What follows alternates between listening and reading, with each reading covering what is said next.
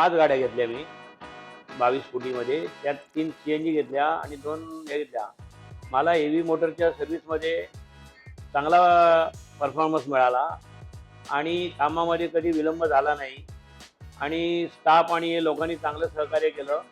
म्हणून मी आता परत मध्यंतरी मी थोडा थांबलो होतो, पण आता मी 2024 एंडमध्ये CNGची स्कीम आल्यामुळे मी परत 3 गाड्या हेवी मोटर करून घेतल्यात आयशर कंपनीच्या. आयशर कंपनीच्या गाड्यांचा परफॉर्मन्स CNGला चांगला मिळतो आणि गाड्यांचा प्रॉब्लेम येत नाही. म्हणून मी आयशरच्या गाड्यांची निवड केली. मला ज्या गाड्यांच्या डिलिव्हरीची कमिटमेंट होती, ती सांगितलं होतं पंकज सरांनी, की तुम्हाला बुधवारी सकाळी तिन्ही गाड्या रेडी, सगळ्या पेपर सकट तुम्हाला मिळतील. आणि त्याप्रमाणे यांची तयारी संपूर्ण रेडी होती आणि माझ्या वेळेत मला त्या तिन्ही गाड्या मिळाल्या. सगळे पेपर, डॉक्युमेंट्स, CRTMचे पेपर आणि सगळं काय व्यवस्थित मला ताब्यात मिळालं. माझ्या गाड्या तिन्ही आता RTOला पोहोचलेल्या आहेत आणि माझं रजिस्ट्रेशनचं काम सुरू झालेलं आहे.